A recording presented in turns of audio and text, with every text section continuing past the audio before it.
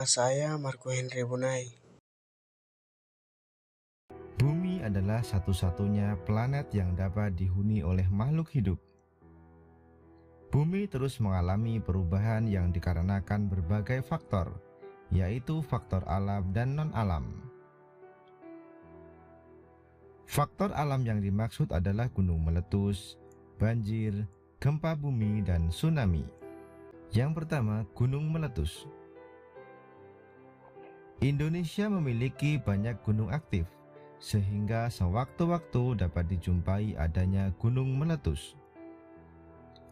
Gunung meletus adalah gunung yang memuntahkan materi-materi dari dalam bumi seperti debu, awan panas, asap, kerikil, batu-batuan, lahar panas, lahar dingin, magma, dan lain sebagainya. Ciri-ciri gunung yang akan meletus adalah sebagai berikut. Yang pertama, suhu di sekitar gunung naik. Yang kedua, mata air menjadi kering. Yang ketiga, sering mengeluarkan suara gemuruh, kadang disertai dengan getaran atau gempa. Yang keempat, tumbuhan di sekitar gunung layu. Yang kelima, binatang di sekitar gunung bermigrasi. Lalu upaya penyelamatan diri saat gunung meletus adalah sebagai berikut. Yang pertama, menggunakan pelindung mata dan masker. Yang kedua, hindari tempat terbuka. Yang ketiga, hindari untuk berada di area lokasi tempat gunung meletus. Yang keempat, lindungi seluruh tubuh dengan menggunakan pakaian yang tertutup. Sobat Sumber Belajar, kedua adalah banjir. Banjir merupakan peristiwa atau keadaan di mana terendamnya suatu daerah atau daratan karena volume air yang meningkat. Banjir juga dapat terjadi karena kurangnya daerah resapan air saat musim hujan. Banjir bandang terjadi dengan cepat sehingga menimbulkan kerusakan yang besar. Ciri-ciri banjir bandang adalah sebagai berikut. Yang pertama, air di sungai akan berubah menjadi keruh. Yang kedua, ranting dan sampah ikut hanyut dalam aliran sungai. Yang ketiga, mendung gelap di wilayah hulu. Yang keempat, debit air mengalami penurunan secara mendadak. Lalu upaya penyelamatan diri saat banjir bandang adalah sebagai berikut. Yang pertama, simaklah informasi dari berbagai media. Yang kedua, jika terjadi banjir, segera lakukan evakuasi ke tempat yang lebih tinggi.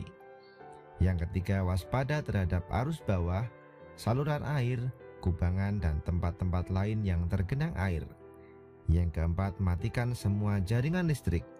Yang kelima, jangan mengemudikan kendaraan di wilayah banjir.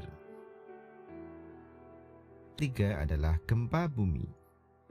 Gempa bumi adalah peristiwa bergetarnya bumi akibat pelepasan energi di dalam bumi secara tiba-tiba yang ditandai dengan patahnya lapisan batuan pada kerak bumi. Berdasarkan penyebabnya, gempa bumi dibagi menjadi tiga, yaitu gempa tektonik, gempa vulkanik, dan gempa runtuhan.